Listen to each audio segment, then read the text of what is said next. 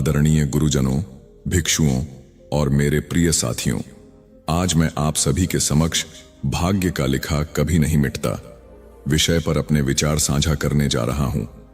ये वाकई हमारे जीवन की गहराइयों में छिपे सत्य और बौद्ध धर्म की शिक्षाओं को समझने का एक माध्यम है। भाग्य और बौद्ध धर्म का दृष्टिकोण। बौद्ध धर्म में भाग्य को कर्म के सिद्धांत से जोड़ा गया है। बुद्ध ने कहा है कि हमारा वर्तमान और भविष्य हमारे कर्मों पर निर्भर करता है। यह धारणा कि भाग्य एक अटल शक्ति है, बौद्ध दृष्टिकोण से भिन्न है। बुद्ध का मानना था कि भाग्य का लिखा वास्तव में हमारे द्वारा किए गए कर्मों का परिणाम है। यदि हम अज्ञानता, लोभ और घृणा के मार्ग पर चलते हैं तो हमारा भाग्य अंधकारमय होगा, लेकिन यदि हम ज्ञान, करुणा और ध्यान के मार्ग पर चलते हैं तो हम अपने भाग्य को सकारात्मक दिशा में बदल सकते हैं। भाग्य और कर्म का संबंध। बौद्ध धर्म का कर्म सिद्धांत हमें यह सिखाता है कि हमारा हर कार्य, हर विचार और हर शब्द ऊर्जा के रूप में ब्रह्मांड में फैलता है। यह ऊर्जा वापस हमारे जीवन में लौटती है। इसे हम भाग्य कहते हैं। उदाहरण के लिए, यदि हम किसी के प्रति दया दिखाते हैं तो ब्रह्मांड हमें दया और करुणा लौटाता है। इसी प्रकार यदि हम नकारात्मकता फैलाते हैं तो वह भी हमें प्रभावित करती है। इसलिए भाग्य का लिखा बदलने का तात्पर्य यह है कि हम अपने कर्मों को सुधारें। क्या भाग्य को बदला जा सकता है? बुद्ध ने यह स्पष्ट किया कि हम अपने प्रयासों और सही मार्ग पर चलने से अपने जीवन को बदल सकते हैं। 4 आर्य सत्य और अष्टांगिक मार्ग का पालन करके हम अपने कर्मों को शुद्ध कर सकते हैं और इस प्रकार अपने भाग्य को बदल सकते हैं। यह सत्य है कि हमारे अतीत के कर्मों का फल हमें भुगतना पड़ता है, लेकिन हमारा वर्तमान और भविष्य हमारे हाथों में है। इसलिए यह कहना कि भाग्य का लिखा कभी नहीं मिटता केवल आंशिक सत्य है। बुद्ध हमें यह सिखाते हैं कि सही ज्ञान और प्रयास से हम अपने भाग्य को बेहतर बना सकते हैं। ध्यान और अनुशासन हमारे कर्मों को शुद्ध करने का सबसे प्रभावी साधन है। बुद्ध ने विपश्यना ध्यान की विधि दी, जिससे हम अपने अंदर छिपी नकारात्मक ऊर्जा को समाप्त कर सकते हैं। जब हम अपने मन और कर्मों को नियंत्रित करते हैं तो हम अपने भाग्य को नियंत्रित करने की शक्ति प्राप्त करते हैं। अंत में, भाग्य का लिखा हमारी आत्मा की यात्रा का प्रतिबिंब है। यह हमारे कर्मों का परिणाम है, जिसे हम अपने ज्ञान, करुणा और सत्य के मार्ग पर चलकर बदल सकते हैं। बौद्ध धर्म हमें यह समझाता है कि भाग्य हमारे कर्मों का फल है और सही कर्मों द्वारा हम इसे सकारात्मक दिशा में ले जा सकते हैं। इसलिए आइए हम सभी यह संकल्प लें कि हम अपने जीवन में सकारात्मक कर्म करेंगे, दूसरों के प्रति करुणा और दया दिखाएंगे और अपने भाग्य को अपने हाथों में लेंगे। यही बौद्ध धर्म का सच्चा मार्ग है। चलिए अब हम आपको एक कहानी के माध्यम से समझाते हैं कि भाग्य का और कैसे लिखा जाता है। तो चलिए शुरू करते हैं। नमस्कार दोस्तों, अकेला व्यक्ति YouTube चैनल में आपका दिल से स्वागत है। बहुत समय पहले की बात है। एक छोटे से गांव में चंदन नाम का एक किसान रहता था। चंदन अपने परिवार के साथ सुख शांति से रहता था, लेकिन उसका मन हमेशा अपने भाग्य को लेकर चिंतित रहता। वह हर असफलता के बाद यही कहता, भाग्य में ऐसा ही लिखा है। चंदन बहुत परिश्रम करता था, लेकिन उसे खेती में कभी मनचाहा लाभ नहीं मिलता। एक बार उसकी फसल तेज बारिश में बर्बाद हो गई। उसने हताश होकर कहा, भाग्य का लिखा कभी नहीं मिटता, यह मेरी नियति है। गांव के बुजुर्ग उसे समझाते, चंदन अपनी सोच बदलो, सही मार्ग पर चलोगे तो भाग्य बदल जाएगा। लेकिन चंदन उनकी बातों को अनसुना कर देता। एक दिन गांव में बुद्ध का आगमन हुआ। गांव वाले उनके प्रवचन सुनने के लिए इकट्ठा हुए। चंदन भी उनके पास गया और बोला, गुरुदेव, क्या सच में भाग्य का लिखा कभी नहीं मिटता? बुद्ध ने मुस्कुराते हुए कहा, आओ मैं तुम्हें एक कहानी सुनाता हूं। बुद्ध ने कहानी शुरू की। एक समय की बात है, सुधा नाम की एक स्त्री थी। उसका जीवन कठिनाइयों से भरा था। वह दिन रात अपने भाग्य को कोसती रहती थी। एक दिन उसने एक साधु से पूछा, मेरा भाग्य इतना बुरा क्यों है? साधु ने उत्तर दिया, तुम्हारे कर्म ही तुम्हारे भाग्य के निर्माता हैं। यदि तुम अपने कर्म सुधारोगी तो भाग्य भी बदल जाएगा। सुधा ने साधु की बात मानी। उसने गरीबों की सहायता करना शुरू किया। सच बोलना और ध्यान करना सीखा। धीरे धीरे उसके जीवन में सुख समृद्धि लौट आई। बुद्ध ने कहानी समाप्त की और कहा, चंदन, जैसे सुधा ने अपने कर्म बदलकर अपना भाग्य बदला, वैसे ही तुम भी कर सकते हो। तुम्हारा भाग्य तुम्हारे हाथों में है। सही प्रयास, सत्य और करुणा से तुम अपने जीवन को बदल सकते हो। चंदन ने बुद्ध की बातों को मन में बैठा लिया। उसने अपने सोचने और काम करने का तरीका बदल दिया। अब वह केवल मेहनत ही नहीं करता, बल्कि हर काम में ध्यान और सच्चाई को शामिल करता। धीरे धीरे उसकी फसलें बेहतर होने लगीं। उसका परिवार खुशहाल हो गया और वह खुद को भाग्यशाली मानने लगा। यह कहानी हमें यह सिखाती है कि भाग्य कोई अटल सत्य नहीं है, यह हमारे कर्मों का परिणाम है। यदि हम सही मार्ग पर चलें तो हम अपने जीवन को बेहतर बना सकते हैं। बौद्ध धर्म हमें यह सिखाता है कि हमारा भाग्य हमारे हाथों में है और सही प्रयास से हम इसे बदल सकते हैं। चंदन की कहानी हमें यह प्रेरणा देती है कि हम अपने कर्मों पर ध्यान दें। भाग्य केवल एक परिणाम है जिसे हम अपने कर्मों और विचारों से बदल सकते हैं। सही मार्ग, सही सोच और सही कर्म ही सच्चे भाग्य का निर्माण करते हैं। आज मैं अपनी दुनिया को जिंदगी का एक पहलू कहूं या कुछ और, किंतु इतना मैं अवश्य जानता हूं, उसे हम भाग्य अथवा किस्मत कहते हैं। इनके इशारों पर ही तो हमारी जिंदगी चलती है। हम सोचते हैं जो भी कार्य हम कर रहे हैं अपनी मेहनत और लगन से कर रहे हैं। इस बात पर कुछ लोगों को अहंकार भी हो जाता है कि हमारे पास जो भी है हमारी अपनी मेहनत और कर्मों का नतीजा है, किंतु ये नहीं सोचते कि ये सब हमारे भाग्य में ही लिखा था। हम तो बस अपना कर्म करते हैं, किंतु होता वही है जो भाग्य में लिखा होता है। हमारे बड़े बूढ़े भी कहते थे कि हमारे जन्म के समय ही हमारा भाग्य तय हो जाता है और उसी के चलते हमारे विचार और कर्म बनते रहते हैं।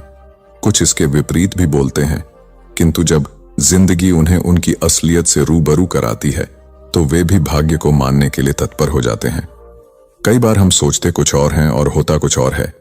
ये सब हमारे नसीब का ही तो खेल है। बातों ही बातों में मैंने भाग्य, किस्मत, नसीब कितने नाम गिना दिए। नाम भले ही कई हों, अर्थ तीनों का एक ही है। पुरानी कहावत है, भाग्य के लिखे को कोई नहीं मिटा सकता। इसे राजा को रंक और रंक को राजा बनाने में देर नहीं लगती। तो चलिए इसे हम एक कहानी के माध्यम से समझेंगे। एक राजा था। उसका राज्य बहुत ही खुशहाल था। उसको 3 बेटियां थीं। सब कुछ शांतिपूर्ण तरीके से चल रहा था। राजा की तीनों बेटियां अपने पिता से बेहद प्रेम करती थीं। एक दिन राजा अपने महल की छत पर टहल रहा था। हर तरफ शांति थी। यह देख वो अत्यंत प्रसन्न था। कुछ देर पश्चात पता नहीं राजा को क्या सूझी। राजा जब दरबार में गया तो बोला, सभी लोग मेरा दिया मेरे भाग्य का खाते हैं। सभी दरबारियों ने हाँ में हाँ मिलाते हुए कहा, जी महाराज, हम सभी आपका दिया और आपके भाग्य का खाते हैं। राजा उनकी बात सुनकर अत्यंत प्रसन्न हुआ। तभी दरबार में उसकी बेटियां भी आ गईं। राजा ने सोचा, लगे हाथ बेटियों से भी इस बात पर समर्थन की स्टैंप लगवा लेते हैं और अपनी बेटियों से बोला, मेरी प्यारी बच्चियों, क्या तुम लोग भी मेरा दिया खाती हो, मेरे भाग्य का खाती हो? दोनों बड़ी बेटियां बोली, जी पिताजी महाराज, हम आपका दिया और आपके भाग्य का खाती हैं। किंतु तीसरी बेटी राधा चुप रही। महाराज ने देखा तो बोले, बेटा राधा, क्या तुम मेरी बात से सहमत नहीं हो? राधा बोली, जी नहीं महाराज, ऐसी कोई बात नहीं। वैसे तो मैं आपके राज्य में रहती हूं और आप हमारे पालनहार हैं, किंतु रही बात भाग्य की तो वो मैं अपने नसीब का खाती हूं। भरे दरबार में किसी ने भी राजा की बात का विरोध नहीं किया और उसकी अपनी ही बेटी उसके विरुद्ध बोल रही है। इसमें राजा को अपना अपमान लगा। उसने अपने क्रोध पर नियंत्रण करते हुए कहा, बेटी राधा, कहीं तुम भूलवश गलत तो नहीं बोल गई? जी नहीं पिताजी, मैं अपने भाग्य का ही खाती हूं। उसने पुनः अपनी बात दोहरा दी। सभी दरबारी शांत थे। इस बार राजा को क्रोध आ गया और बोला, देखते हैं तुम कैसे अपने भाग्य का खाती हो। ये भाग्य ही तो अपना खेल खेल रहा था। कुछ दिनों पश्चात राजा ने अपनी दोनों बेटियों का विवाह किसी बड़े राज्य के राजकुमारों के संग कर दिया और तीसरी बेटी राधा का विवाह एक तोते से कर दिया जो उनके महल की मुंडेर पर आ बैठ गया था। राधा ने इस विवाह का विरोध किया, किंतु राजा को तो जैसे जिद थी। बोला, अब अपने भाग्य का खाओ, और उसे राज्य से कुछ दूरी पर एक जमीन का टुकड़ा दे दिया। राधा उस तोते को साथ लेकर महल से बाहर आ गई। उस जमीन पर जाकर देखा तो वो बंजर जमीन थी।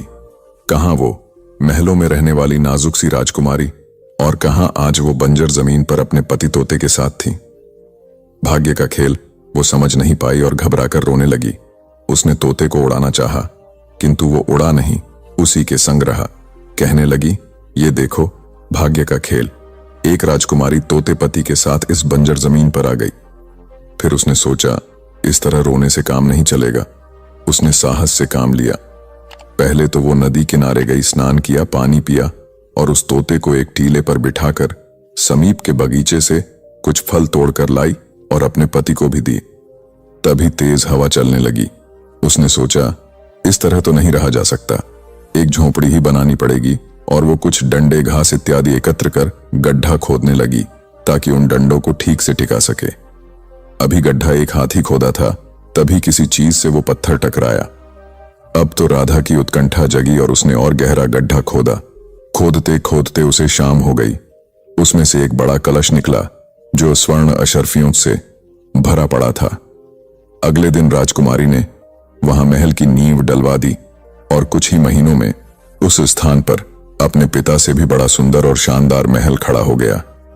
इस बीच वो तोता हमेशा उसके संग रहा।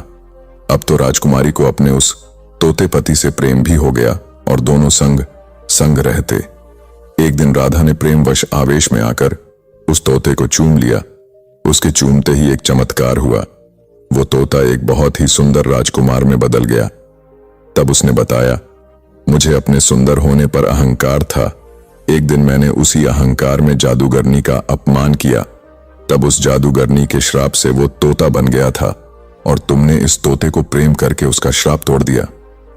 ये सभी बातें राधा के पिता के पास भी पहुंची, और वो ये सब देखने स्वयं अपनी बेटी के महल में आया, और उसका ठाठ बांट देखकर अचंभित रह गया। और वो राजकुमार से भी मिला। अब उसे लगा कि माध्यम कोई भी हो सकता है, किंतु खाते सब अपने नसीब का है।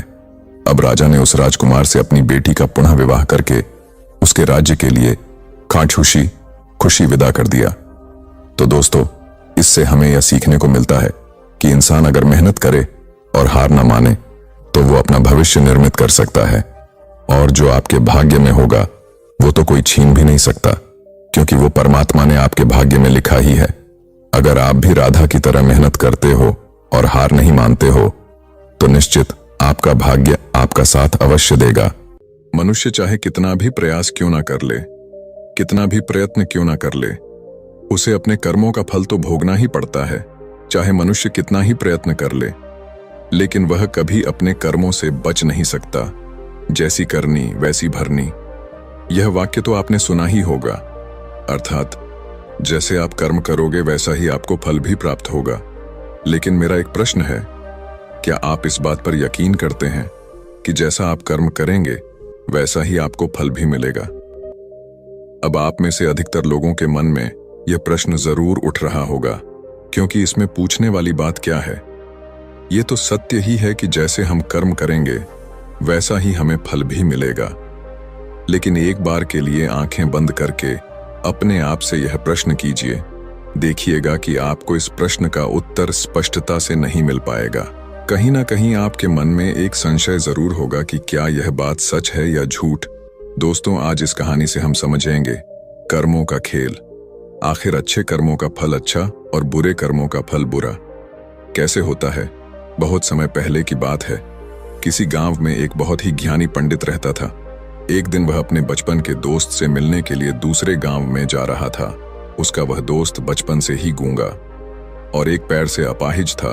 उस पंडित के गांव से उसके दोस्त का घर काफी दूर था। वहां जाने के लिए बीच बीच में कई सारे छोटे छोटे गांव पड़ते थे। पंडित रास्ते में अपनी धुन में चला जा रहा था। चलते चलते उसकी मुलाकात एक व्यक्ति से होती है। रास्ते में उसे एक आदमी मिलता है जो ऐसा लगता था कि वह किसी का इंतजार कर रहा था, और वह भी पंडित के साथ चलने लगता है। उस आदमी को देखकर पंडित बहुत खुश हो जाता है। उसने सोचा, चलो अच्छा हुआ, साथ साथ चलने से उसका सफर आसानी से कट जाएगा। बात की शुरुआत करने के लिए उस पंडित ने उस व्यक्ति से उसका नाम पूछा तो उसने अपना नाम धर्मराज बताया। पंडित को यह नाम कुछ अजीब सा लगता है, लेकिन उसने नाम के विषय में कुछ और पूछना उचित नहीं समझा। दोनों धीरे धीरे साथ में चल रहे थे। तभी रास्ते में एक गांव आता है। गांव का प्रवेश द्वार आते ही धर्मराज ने पंडित से कहा, तुम आगे चलो, मुझे इस गांव में एक काम है, मैं तुमसे आगे मिलता हूं। पंडित ने कहा, ठीक है। वह आगे रास्ते में चल देता है। कुछ देर बाद उस गांव में खबर फैली कि एक व्यक्ति को सांड ने अपनी सींग में फंसाकर मार दिया है। जैसे ही सांड ने उस व्यक्ति को मारा, ठीक कुछ ही देर में धर्मराज पंडित के पास आ गया और फिर दोनों चलना शुरू कर देते हैं और चलते चलते एक दूसरे गांव के द्वार पर पहुंच जाते हैं। उस गांव के बाहर एक बड़ा और विशाल मंदिर बना हुआ था। वहां पर आराम करने की सुविधा काफी बढ़िया लग रही थी। पंडित के दोस्त का घर अभी वहां से बहुत दूर था और रात भी होने वाली थी, तो पंडित ने धर्मराज से कहा, रात होने वाली है, पूरे दिन चलते चलते थक भी चुके हैं और भूख भी लग रही है, तो यहाँ पर भोजन करके यहीं पर हम विश्राम कर लेते हैं, फिर सुबह के समय आराम से आगे की यात्रा जारी करेंगे। धर्मराज ने कहा, ठीक है, मुझे इस गांव में किसी को कुछ जरूरी सामान देने जाना है, तुम भोजन करके आराम करो, मैं बाद में आकर भोजन कर लूंगा। इतना कहकर वह वहां से चला जाता है, लेकिन उसके जाने के कुछ समय बाद, कुछ ही देर बाद धुआं उठता हुआ दिखाई देता है और देखते ही देखते पूरे गांव में आग लग जाती है। पंडित ने हैरानी से सोचा कि यह धर्मराज जहां भी जाता है वहां कोई ना कोई अनहोनी जरूर हो जाती है, कुछ तो गड़बड़ है इस व्यक्ति में। लेकिन पंडित ने रात्रि में धर्मराज से कुछ भी पूछना उचित नहीं समझा और वे दोनों सो गए। सुबह होते ही दोनों फिर से अपनी यात्रा शुरू कर देते हैं। कुछ देर चलने के बाद रास्ते में फिर से एक गांव आता है। धर्मराज ने फिर पंडित से कहा, आप आगे चलिए, मुझे इस गांव में अपने मित्र से मिलने जाना है, मैं अपने दोस्त से मिलने के बाद आगे रास्ते में मिलूंगा। यह कहकर धर्मराज वहां से चला गया, लेकिन पंडित इस बार आगे नहीं गया। वहीं खड़ा होकर धर्मराज को देखता रहा कि वह कहां जा रहा है और क्या करता है। तभी थोड़ी देर बाद लोगों की आवाज सुनाई देने लगी कि एक व्यक्ति को सांप ने काट लिया है और उसकी मृत्यु हो गई है। ठीक उसी समय धर्मराज फिर पंडित के पास पहुंच गया, लेकिन इस बार पंडित से रहा नहीं गया और उसने धर्मराज से पूछ ही लिया कि तुम जिस भी गांव में जाते हो वहां कोई ना कोई अनहोनी जरूर हो जाती है, क्या तुम मुझे बता सकते हो यह ऐसा क्यों हो रहा है? धर्मराज ने कहा, पंडित जी, आप तो मुझे बहुत ज्ञानी मालूम पड़े थे, इसीलिए मैं आपके साथ चलने लगा था, क्योंकि ज्ञानियों का साथ बहुत अच्छा होता है, परंतु आप अभी तक समझ नहीं पाए कि मैं कौन हूं। पंडित ने कहा, मैं समझ गया हूं, लेकिन मुझे कुछ शंका है, अगर आप ही अपना उपयुक्त परिचय दे दें तो मेरे लिए आसानी होगी। तब धर्मराज ने जवाब दिया कि मैं यमदूत हूं और यमराज की आज्ञा से उन लोगों के प्राण हरण करता हूं जिनकी उम्र पूरी हो चुकी है। हालांकि पंडित को पहले से ही इस बात की आशंका थी, फिर भी धर्मराज के मुंह से यह बातें सुनकर वह घबरा गया, लेकिन वह हिम्मत करके पूछता है कि अगर तुम सच में यमदूत हो तो मुझे बताओ, अगली मृत्यु किसकी है? धर्मराज ने जवाब दिया, अगली मृत्यु तुम्हारे उसी मित्र की है जिससे तुम मिलने जा रहे हो, और उसकी मृत्यु का कारण भी तुम ही बनोगे। ये बात सुनकर पंडित सहम गया और सोच में पड़ गया कि अगर सच में यह धर्मराज यमदूत हुआ तो उसकी बात भी सच होगी और उसके कारण मेरे बचपन के सबसे अच्छे मित्र की मृत्यु हो जाएगी, तो सबसे अच्छा तो यही होगा कि मैं अपने मित्र से मिलने ही ना जाऊं, कम से कम मैं उसकी मृत्यु का कारण तो नहीं बनूंगा। धर्मराज ने मुस्कुराते हुए कहा, तुम जो सोच रहे हो वो सब मुझे पता है, मगर तुम्हारे अपने मित्र से मिलने ना जाने से नियति नहीं बदल जाएगी। तुम्हारे मित्र की मृत्यु तो निश्चित है और वह अगले कुछ ही पलों में घटित होने वाली है। महाकाल के मुंह से ऐसी बातें सुनकर पंडित को झटका लगा, क्योंकि महाकाल ने पंडित के मन की बातें पढ़ ली थीं, जो कि एक सामान्य व्यक्ति के लिए संभव नहीं है। अब पंडित को विश्वास हो गया कि यह धर्मराज सचमुच में यमदूत ही है। जब पंडित को यह पूर्ण विश्वास हो गया कि धर्मराज जी यमदूत हैं तो वह घबरा गया। वह अपने मित्र की मृत्यु का कारण नहीं बनना चाहता था, इसलिए वह पलटकर अपने गांव की तरफ वापस जाने लगा। लेकिन जैसे ही पंडित वापस जाने के लिए मुड़ा, उसने देखा कि उसका मित्र तेजी से उसकी तरफ चला आ रहा है, जो कि पंडित को देखकर अत्यंत प्रसन्न दिखाई पड़ रहा था। अपने मित्र के आने की गति को देखकर पंडित को ऐसा लगा कि जैसे उसका मित्र काफी देर से उसका ही पीछा कर रहा है, लेकिन वह बचपन से ही गूंगा था और एक पैर से लंगड़ा भी था। इसीलिए ना तो वह पंडित को आवाज देकर रोक पाया था और ना ही उस तक पहुंच पा रहा था। लेकिन जैसे ही वह पंडित के पास पहुंचा, अचानक ही जमीन पर गिर पड़ी और तुरंत ही उसकी मृत्यु हो गई। पंडित हक्का बक्का होकर धर्मराज की ओर देखने लगा, जैसे कि वह पूछना चाह रहा हो कि आखिर क्या हुआ। धर्मराज पंडित के मन में उठ रहे प्रश्नों को समझ गया और बोला, तुम्हारे मित्र ने पिछले गांव में ही तुम्हें देख लिया था और वे वहीं से ही तुम्हारा पीछा कर रहा था, लेकिन गूंगा और लंगड़ा होने की वजह से वह तुम तक नहीं पहुंच पाया। उसने अपनी पूरी ताकत लगाकर तुम तक पहुंचने का प्रयास किया, लेकिन बुढ़ापे में बचपन जैसी ताकत नहीं होती, इसलिए दिल का दौरा होने के कारण उसकी मृत्यु हो गई, क्योंकि वह तुमसे मिलने के लिए अपनी सीमाओं को तोड़कर तुम्हारे पीछे भाग रहा था। इसलिए अपने मित्र की मृत्यु का कारण भी तुम ही कहलाओगे। अब पंडित को पूर्णतः यह विश्वास हो गया था कि धर्मराज एक यमदूत है और उसका कार्य जीवों के प्राण हरना है। लेकिन पंडित एक ज्ञानी व्यक्ति था। वह यह भी जानता था कि मृत्यु पर किसी का वश नहीं है, सबको एक ना एक दिन मरना ही है। यही सोचकर उसने अपने आप को संभाल लिया। लेकिन अचानक ही पंडित के मन में अपनी मृत्यु के बारे में जानने की इच्छा हुई, इसलिए उसने धर्मराज से पूछा कि जब मृत्यु मेरे दोस्त की होनी थी तो तुम शुरू से ही मेरे साथ क्यों चल रहे थे। यह प्रश्न सुनकर धर्मराज जोर से हंसा और बोला, मैं तो हर पल हर क्षण सभी के साथ चलता हूं, किंतु लोग पहचान नहीं पाते, क्योंकि लोगों के पास अपनी समस्याओं के अलावा किसी और व्यक्ति, वस्तु या घटना के बारे में सोचने समझने या उसे देखने का समय ही नहीं होता। पंडित ने कहा, तो क्या तुम यह बता सकते हो कि मेरी मृत्यु कब, कहां और कैसे होगी। महाकाल ने कहा, हालांकि किसी भी सामान्य जीव के लिए अपनी मृत्यु के बारे में जानना ठीक नहीं है, क्योंकि कोई भी जीव हो या जानकर, वह अपनी मृत्यु के बारे में जानकर बहुत दुखी हो जाता है। हालांकि तुम जानी व्यक्ति मालूम पड़ते हो और तुमने जिस तरीके से अपने मित्र की मृत्यु को सहन कर लिया है, उसे देखकर लगता है कि तुम अपनी मृत्यु के बारे में जानकर भी दुखी नहीं होंगे। महाकाल ने कहा, तो सुनो, तुम्हारी मृत्यु आज से ठीक 6 महीने बाद आज ही के दिन किसी दूसरे राज्य में फांसी लगने से होगी। और सबसे हैरानी की बात तो ये होगी कि तुम स्वयं ही खुशी से उस फांसी को स्वीकार कर लोगे। इतना कहकर धर्मराज वहां से चला गया, क्योंकि अब धर्मराज के पास पंडित के साथ चलते रहने का कोई कारण न था। इसके बाद पंडित ने अपने मित्र के शरीर का अंतिम संस्कार किया और यथाशक्ति उसके क्रियाकर्म करके अपने गांव वापस आ गया। लेकिन कोई व्यक्ति कितना भी ज्ञानी क्यों ना हो, अपनी मृत्यु के बारे में जानकर दुखी तो होता ही है और मृत्यु से बचने का कोई ना कोई उपाय भी खोजता है। तो पंडित ने भी वही किया। क्योंकि पंडित विद्वान था, इसलिए उसकी पहचान उस राज्य के राजा तक थी। पंडित ने सोचा कि राजा के पास तो कई सारे ज्ञानी मंत्री हैं, वह मेरी मृत्यु से संबंधित समस्या का कोई ना कोई समाधान निकाल ही लेंगे। पंडित यही सब सोचता हुआ राज दरबार में पहुंच जाता है और राजा से सारी घटना के बारे में बताता है। राजा ने अपने मंत्रियों को सारी समस्या बताई और उनसे सलाह मांगी।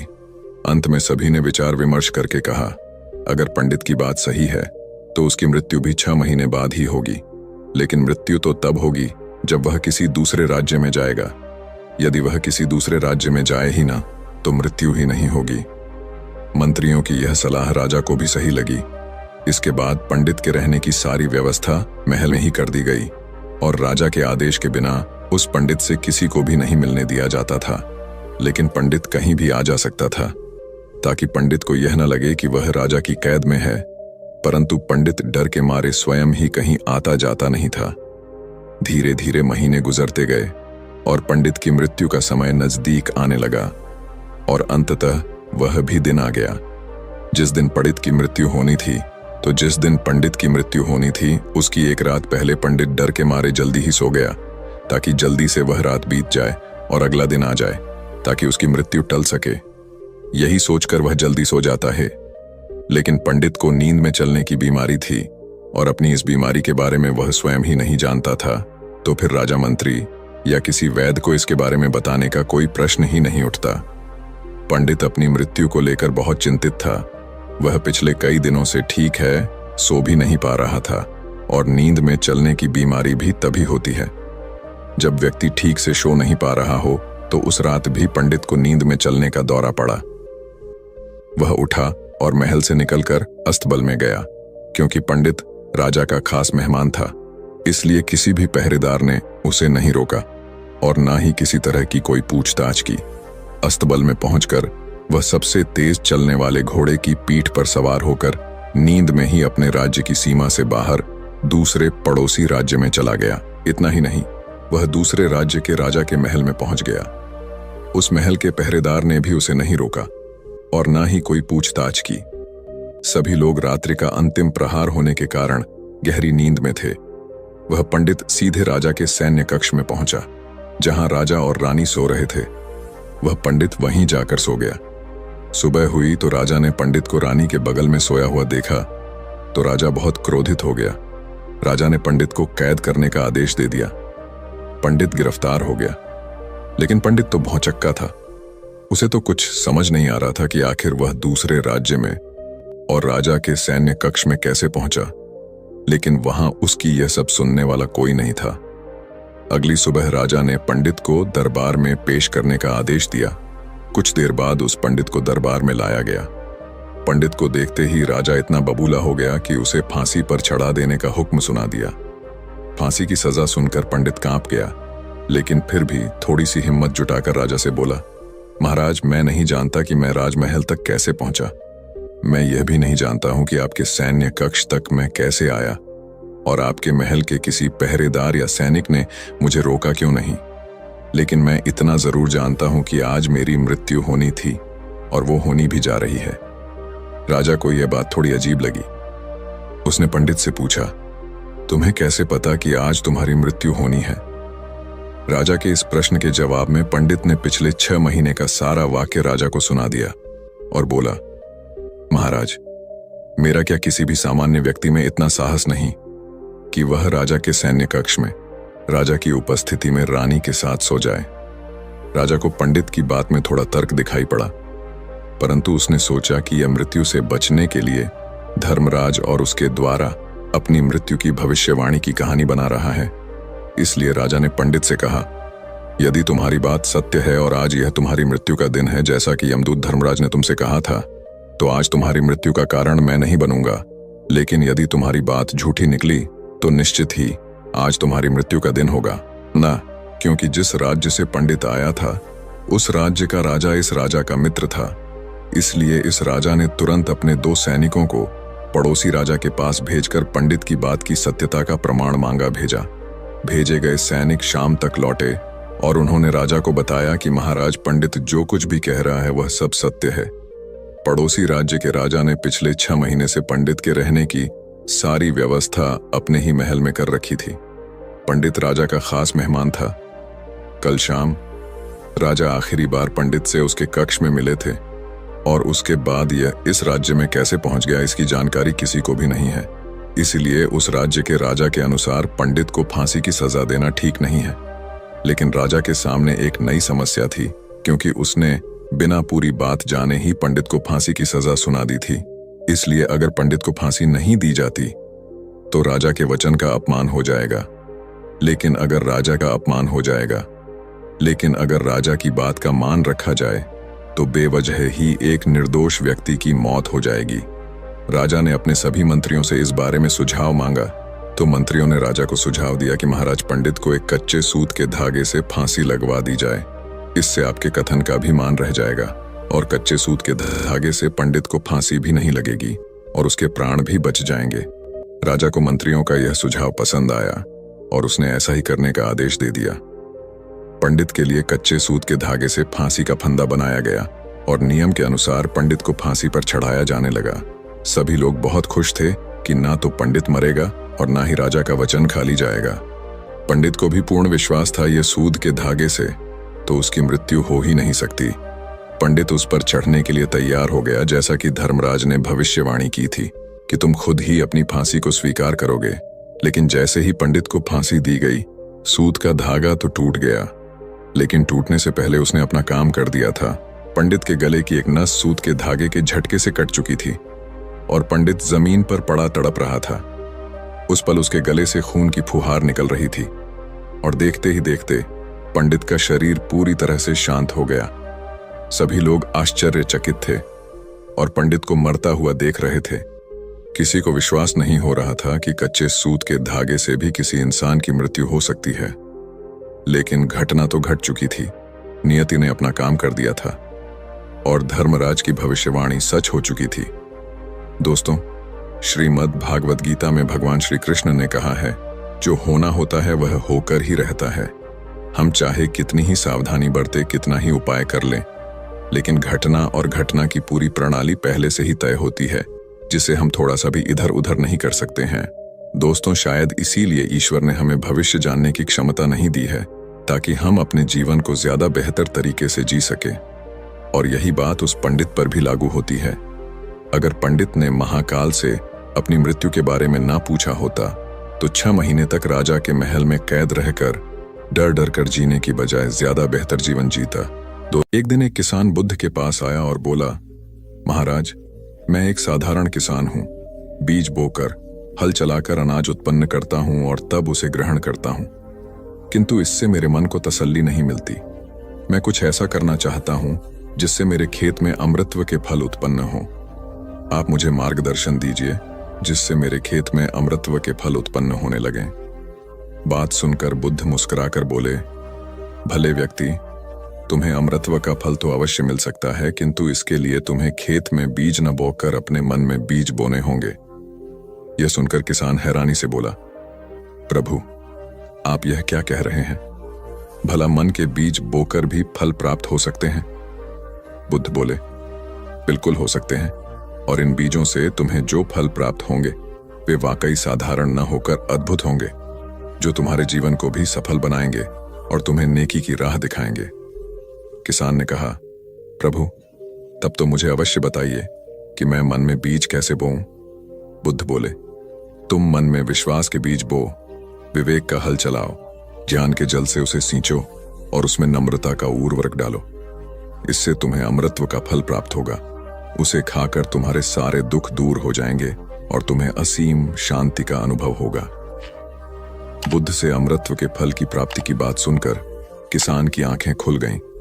वह समझ गया कि अमृतत्व का फल सद्विचारों के द्वारा ही प्राप्त किया जा सकता है। गौतम बुद्ध किसी उपवन में विश्राम कर रहे थे। तभी बच्चों का एक झुंड आया और पेड़ पर पत्थर मारकर आम गिराने लगा। एक पत्थर बुद्ध के सर पर लगा और उससे खून बहने लगा। बुद्ध की आंखों में आंसू आ गए। बच्चों ने देखा तो भयभीत हो गए। उन्हें लगा कि अब बुद्ध उन्हें भला बुरा कहेंगे। बच्चों ने उनके चरण पकड़ लिए और उनसे क्षमा याचना करने लगे। उनमें से एक बच्चे ने कहा, हमसे बड़ी भूल हो गई है, मेरी वजह से आपको पत्थर लगा और आपके आंसू आ गए। इस पर बुद्ध ने कहा, बच्चों, मैं इसलिए दुखी हूं कि तुमने आम के पेड़ पर पत्थर मारा तो पेड़ ने बदले में तुम्हें मीठे फल दिए, लेकिन मुझे मारने पर मैं तुम्हें सिर्फ भय दे सका। एक बार भगवान बुद्ध अपने अनुयायियों के साथ किसी गांव में उपदेश देने जा रहे थे। उस गांव से पूर्व ही मार्ग में उन लोगों को जगह जगह बहुत सारे गड्ढे खुदे हुए मिले। बुद्ध के एक शिष्य ने उन गड्ढों को देखकर जिज्ञासा प्रकट की, आखिर इस तरह के गड्ढे खुदे होने का तात्पर्य क्या है? बुद्ध बोले, पानी की तलाश में किसी व्यक्ति ने इतने गड्ढे खोदे हैं। यदि वह धैर्यपूर्वक एक ही स्थान पर गड्ढा खोदता तो उसे पानी अवश्य मिल जाता, पर वह थोड़ी देर गड्ढा खोदता और पानी न मिलने पर दूसरा गड्ढा खोदना शुरू कर देता। व्यक्ति को परिश्रम करने के साथ धैर्य भी रखना चाहिए। एक बार भगवान बुद्ध भिक्षा के लिए एक किसान के यहाँ पहुंचे। तथागत को भिक्षा के लिए आया देखकर किसान उपेक्षा से बोला, श्रमण, मैं हल जोतता हूं और तब खाता हूं। तुम्हें भी हल जोतना और बीज बोना चाहिए और तब खाना खाना चाहिए। बुद्ध ने कहा, महाराज, मैं भी खेती ही करता हूं। इस पर किसान को जिज्ञासा हुई। बोले, गौतम, मैं न तुम्हारा हल देखता हूं, न बैल और न खेती के स्थल। तब आप कैसे कहते हैं कि आप भी खेती ही करते हैं? आप कृपया अपनी खेती के संबंध में समझाइए। बुद्ध ने कहा, महाराज, मेरे पास श्रद्धा का बीज, तपस्या रूपी वर्षा, प्रजा रूपी जोत और हल है। पाप भीरुता का दंड है, विचार रूपी रस्सी है, स्मृति और जागरूकता रूपी हल की फाल और पेनी है। मैं वचन और कर्म में संयत रहता हूं। मैं अपनी इस खेती को बेकार, घास से मुक्त रखता हूं और आनंद की फसल, काट लेने तक प्रयत्नशील रहने वाला हूं। अप्रमाद मेरा बैल है जो बाधाएं देखकर भी पीछे मुंह नहीं मोड़ता है। वह मुझे सीधा शांति धाम तक ले जाता है। इस प्रकार मैं अमृत की खेती करता हूं। एक बार बुद्ध से मल्लुक्य पुत्र ने पूछा, भगवान, आपने आज तक यह नहीं बताया कि मृत्यु के उपरांत क्या होता है। उसकी बात सुनकर बुद्ध मुस्कुराए। फिर उन्होंने उससे पूछा, पहले मेरी एक बात का जवाब दो। अगर कोई व्यक्ति कहीं जा रहा हो और अचानक कहीं से आकर उसके शरीर में एक विषबुझा बाण घुस जाए तो उसे क्या करना चाहिए? पहले शरीर में घुस से बाण को हटाना ठीक रहेगा या फिर देखना कि बाण किधर से आया है और किसे लक्ष्य कर मारा गया है? मल्लु के पुत्र ने कहा, पहले तो शरीर में घुसे बाण को तुरंत निकालना चाहिए, अन्यथा विष पूरे शरीर में फैल जाएगा।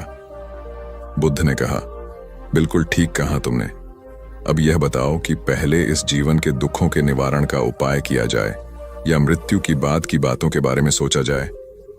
मल्लुक के पुत्र अब समझ चुका था और उसकी जिज्ञासा शांत हो गई। एक दिन एक व्यक्ति बुद्ध के पास पहुंचा।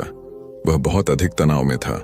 अनेक प्रश्न उसके दिमाग में घूम घूम कर उसे परेशान कर रहे थे, जैसे आत्मा क्या है, आदमी मृत्यु के बाद कहां जाता है, सृष्टि का निर्माता कौन है, स्वर्ग नरक की अवधारणा कहां तक सच है और ईश्वर है, सृष्टि का निर्माता कौन है, स्वर्ग नरक की अवधारणा कहां तक सच है और ईश्वर है या नहीं। उसे इन प्रश्नों के उत्तर नहीं मिल रहे थे। जब वह बुद्ध के पास पहुंचा तो उसने देखा कि बुद्ध को कई लोग घेर कर बैठे हैं। बुद्ध उन सभी के प्रश्नों व जिज्ञासाओं का समाधान अत्यंत सहज भाव से कर रहे हैं। काफी देर तक यह क्रम चलता रहा, किंतु बुद्ध धैर्यपूर्वक हर एक को संतुष्ट करते रहे। बेचारा व्यक्ति वहां का हाल देखकर परेशान हो गया। उसने सोचा कि इन्हें दुनियादारी के मामलों में पड़ने से क्या लाभ, अपना भगवत भजन करें और बुनियादी समस्याओं से ग्रस्त इन लोगों को भगाए। किंतु बुद्ध का व्यवहार देखकर तो ऐसा लग रहा था मानो इन लोगों का दुख उनका अपना दुख है। आखिर उस व्यक्ति ने पूछ ही लिया, महाराज, आपको इन सांसारिक बातों से क्या लेना देना? बुद्ध बोले, मैं ज्ञानी नहीं हूं और इंसान हूं। वैसे भी वह ज्ञान किस काम का जो इतना घमंडी और आत्मकेंद्रित हो कि अपने अतिरिक्त दूसरे की चिंता ही न कर सके। ऐसा ज्ञान तो अज्ञान से भी बुरा है। बुद्ध की बातें सुनकर व्यक्ति की उलझन दूर हो गई। उस दिन से उसकी सोच व आचरण दोनों बदल गए। कथा का सार यह है कि ज्ञान तभी सार्थक होता है जब वह लोक कल्याण में संलग्न हो। महात्मा बुद्ध एक गांव में ठहरे हुए थे। वे प्रतिदिन शाम को वहां पर सत्संग करते थे। भक्तों की भीड़ होती थी क्योंकि उनके प्रवचनों से जीवन को सही दिशा बोध प्राप्त होता था। बुद्ध की वाणी में गजब का जादू था। उनके शब्द श्रोता के दिल में उतर जाते थे। एक युवक प्रतिदिन बुद्ध का प्रवचन सुनता था। एक दिन जब प्रवचन समाप्त हो गए तो वह बुद्ध के पास गया और बोला, महाराज, मैं काफी दिनों से आपके प्रवचन सुन रहा हूं, किंतु यहां से जाने के बाद मैं अपने गृहस्थ जीवन में वैसा सदाचरण नहीं कर पाता जैसा यहां से सुनकर जाता हूं। इससे सत्संग के महत्व पर शंका भी होने लगती है। बताइए, मैं क्या करूं? बुद्ध ने युवक को बांस की एक टोकरी देते हुए उसमें पानी भरकर लाने के लिए कहा। युवक टोकरी में जल भरने में असफल रहा। बुद्ध ने यह कार्य निरंतर जारी रखने के लिए कहा। युवक प्रतिदिन टोकरी में जल भरने का प्रयास करता, किंतु सफल नहीं हो पाता। कुछ दिनों बाद बुद्ध ने उससे पूछा, इतने दिनों से टोकरी में लगातार जल डालने से क्या टोकरी में कोई फर्क नजर आया? युवक बोला, एक फर्क जरूर नजर आया है। पहले टोकरी के साथ मिट्टी जमा होती थी, अब वह साफ दिखाई देती है। कोई गंदगी नहीं दिखाई देती है और इसके छेद पहले जितने बड़े नहीं रह गए, वे बहुत छोटे हो गए हैं। तब बुद्ध ने उसे समझाया, यदि इसी तरह उसे पानी में निरंतर डालते रहोगे तो कुछ ही दिनों में ये छेद फूल कर बंद हो जाएंगे और टोकरी में पानी भर पाओगे। इसी प्रकार जो निरंतर सत्संग करते हैं उनका मन एक दिन अवश्य निर्मल हो जाता है। अवगुणों के छिद्र भरने लगते हैं और गुणों का जल भरने लगता है। युवक ने बुद्ध से अपनी समस्या का समाधान पा लिया। निरंतर सत्संग से दुर्जन भी सज्जन हो जाते हैं, क्योंकि महापुरुषों की पवित्र वाणी उनके मानसिक विकारों को दूर कर उनमें सद्विचारों का आलोक प्रसारित कर देती है। एक आदमी को बुद्ध ने सुझाव दिया कि दूर से पानी लाते हो, क्यों नहीं अपने घर के पास एक कुआं खोद लेते? हमेशा के लिए पानी की समस्या से छुटकारा मिल जाएगा। सलाह मानकर उस आदमी ने कुआं खोदना शुरू किया, लेकिन 7-8 फीट खोदने के बाद उसे पानी तो क्या, गीली मिट्टी का भी चिन्ह नहीं मिला। उसने वह जगह छोड़कर दूसरी जगह खुदाई शुरू की, लेकिन 10 फीट खोदने के बाद भी उसमें पानी नहीं निकला। उसने फिर तीसरी जगह कुआं खोदना शुरू किया, लेकिन यहां भी उसे निराशा ही हाथ लगी। इस क्रम में उसने 8-10 फीट के 10 कुएं खोद डाले, लेकिन पानी कहीं नहीं मिला। वह निराश होकर बुद्ध के पास गया। उसने बुद्ध को बताया कि मैंने 10 कुएं खोद डाले, मगर पानी एक में भी नहीं निकला। बुद्ध को आश्चर्य हुआ। वे स्वयं चलकर उस स्थान पर आए जहां उसने 10 गड्ढे खोदे हुए थे। बुद्ध ने उन गड्ढों की गहराई देखी और सारा माजरा समझ गए। फिर वे बोले, 10 कुएं खोदने की बजाय एक कुएं में ही तुम अपना सारा परिश्रम लगाते तो पानी कब का मिल गया होता।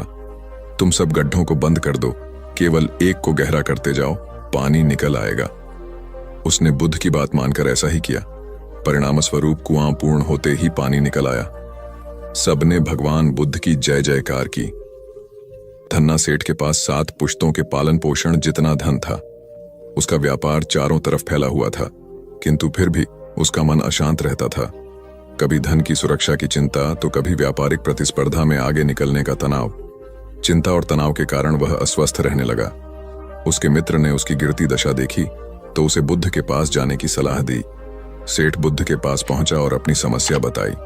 बुद्ध ने उसे सांत्वना देते हुए कहा, तुम घबराओ मत, तुम्हारा कष्ट अवश्य दूर होगा, बस तुम यहाँ कुछ दिन रहकर ध्यान किया करो।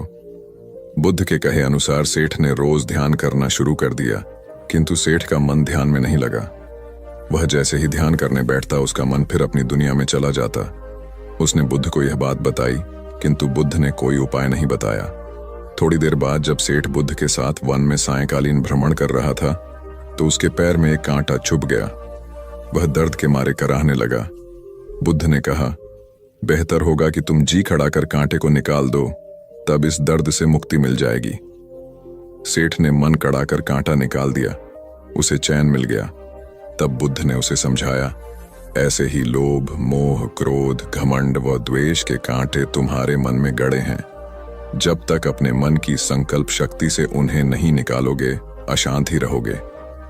सेठ का ज्ञान बुद्ध के इन शब्दों से दूर हो गया और उसने निर्मल हृदय की राह पकड़ ली। अपनी कुप्रवृत्तियों से मुक्ति के लिए संकल्पबद्धता अनिवार्य है।